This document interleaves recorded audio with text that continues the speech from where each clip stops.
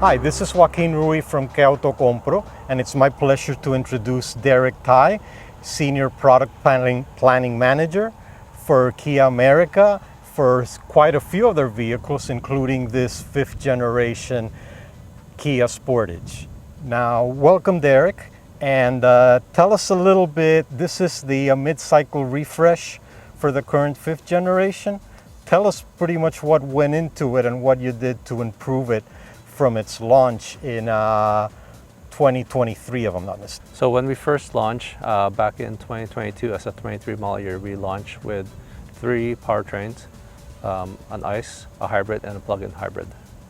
Now at that time, no one really knew what was happening with the segment, other than we knew that for the Sportage, it was competing in the largest segment in the industry. So the subcompact SUV segment has become the largest segment, and the reason for that is that it's become to be the everyday car for everyone.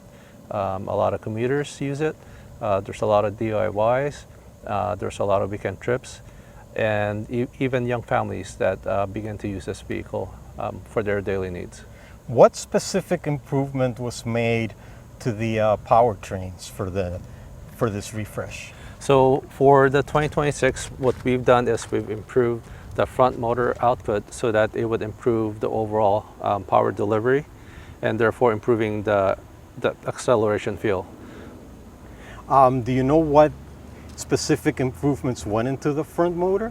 All right, so the power improvement was a result of the improvement of the front motor output by roughly 3.5 kilowatts, and on the hybrid, which gave us at least 5 horsepower improvement over 2025.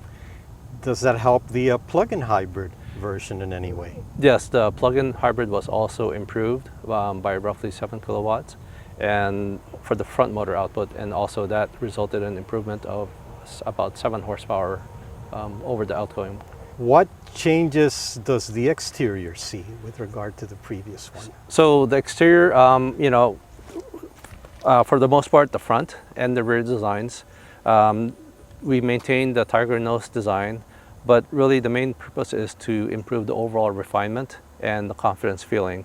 So the grille is wider, and this is now integrating the new Kia Tiger Nose star map lighting in amber daytime running lights. So previously it was just in white boomerang style daytime running lights. So having the LED star map lighting provides more consistency across the Kia lineup. So it's interesting, you still have the boomerang, but the pre-facelift boomerang used to point in, right now it's pointing out. Well, this one is the star map lighting, so you can kind of see that the 3 star here is like the end pieces are like the star. Oh, okay. Interesting. I'm guessing wheels and taillights were also changed probably? Yes, actually, so for this model, this is the SX Prestige. In 25 model year, we had 18 inches on the SX Prestige. For 2026, it's now a 19-inch wheel design, and it's more dynamic feeling. So you have the gloss back finish with the machine finish. Do all of the SX Prestige models have that same grille? Yes, they do. We actually have what we call a 2-track strategy, where one is X-Line and one is the standard design which is found here on the SX Prestige.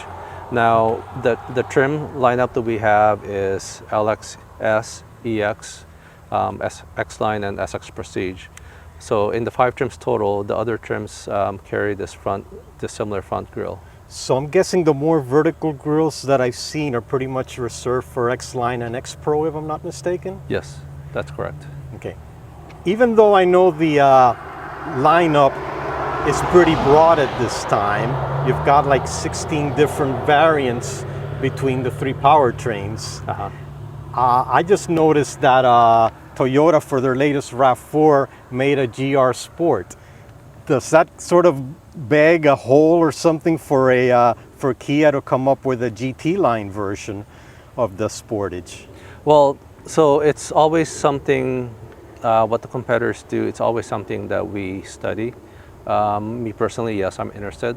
However, the current strategy for Kia on our SUV lineup is X-Line and X-Pro, where X-Line is all about projecting the more confidence and supporting the active lifestyle image.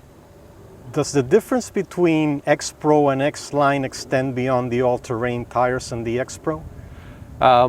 So X-Line has the similar design or at least it's shared design with the X-Pro. The difference is with the X-Pro, it adds the all-terrain tires.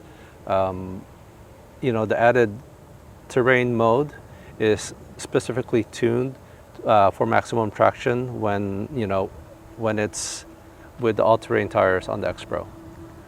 But does X-Pro keep the same 3 modes? It was mud, snow, and sand, if I remember correctly? Yes. So X-Pro, X-Line, and all our all-wheel drive trims will have the terrain mode, which is new for 2026, and that includes the snow, mud, and sand.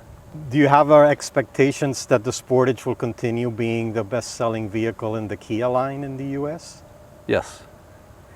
And I'm guessing, I know on a global basis, you celebrated the 30th anniversary of Sportage with a 30th anniversary edition for other markets where it was on sale early. Correct. But I believe, if I'm not mistaken, is 2026 the 30th anniversary in the US, or am I wrong? It's 2025. That was last year. Oh, Would have okay. been the 30 years, yes. So then I guess Kia didn't see fit to make like a 30th anniversary edition for the United States? Well, actually, in 2025, we celebrated the 30-year anniversary through X-Line with the Dark Edition. Oh, So- that's interesting. For, when we launched, X-Line X-Pro had this type of badging, right, the silver finish. Okay. Now, for 22 and 5, we've incorporated what people have seen as the Dark Edition badging or the Nightfall. And so we felt that X-Line is our current trajectory for our lineup for the SUVs. And to enhance that, it's X-Line, it includes the Dark Edition. Are there any noteworthy changes to the interior for the 2026 Sportage? So for Sportage, we've focused a lot on the styling, also the advancement. So Sportage is known for its advanced technology. And one of the main elements, or I should say several main elements that you can clearly see is the available heads-up display. It's a first for Sportage, and it's specifically offered only on the hybrid and the plug-in, on the more electrified version, primarily because it fits the overall image of what the hybrid and plug-in hybrid offers. In terms of what else we've done in the interior, it's actually what's happened behind the screen. So we've added more connectivity. And what does that mean is that we now have wireless CarPlay and Android Auto for all trims. And what that allows us to do is the system has also been improved so that there's a lot faster reaction time. The other things I do want to note is the improvement overall of what Sportage. So we had discussed how when we launched Sportage, what it means for Kia is that the Sportage has become our #1 seller for the brand. And the important part is that the Sportage competes in the largest segment in the industry. And by understanding the consumer needs in the segment, or at least from Kia owners or those intending to purchase a Sportage, it's about providing them what they truly need, which is the overall dimension.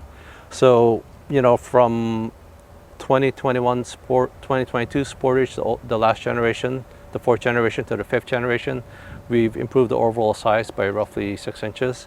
And most of it is purely in the longer wheelbase. So you have a longer wheelbase, and the benefit of having a longer wheelbase is the improved rear legroom. Are the longer Sportages North America only, or do we see them in other markets as well? Well, so other markets, so there are 2 wheelbases. We have a short wheelbase and a long wheelbase. The long wheelbase is primarily for the North America region, so that includes Canada and Mexico. Okay. And then the short wheelbase is for the other regions. Okay. Okay, is there anything else that we should cover that we should know about the this refresh for the 2026 Sportage? Well, I guess one of the last things is that we see that there is a lot of tremendous growth on the hybrid side, and the Sportage hybrid is pretty much the source of the growth of the Sportage. And for that reason, we have expanded the lineup to include 2 new trims. Do you see the hybrids and plug-in hybrids jointly surpassing the internal combustion only versions of the Sportage in sales? I believe at some point it will. The current trajectory of, for example, the segment. So we are in line with the current trajectory of the segment in terms of the hybrid mix. But eventually, what's forecasted is that hybrid, due to regulations, will eventually hybrid is actually needed to meet the needs of those regulations. Right, and I believe it's roughly 25%, I want to say, if I'm not mistaken, what the Right. hybrid percentage right now? So when we launched with roughly 15% hybrid, plug-in hybrid mix to gas, and then now we're roughly 25%. So you went from 15 to 25. Yes. And I guess, like you're saying, it'll hit a point where it may well be majority hybrid. Right. And the hybrid, in terms of the retail sales, it's mostly natural demand. And we're attracting a lot of new owners and younger buyers and higher quality owners actually to the brand because of the Sportage hybrid. Okay. And they have unique needs, and their needs are pretty much lower cost of ownership.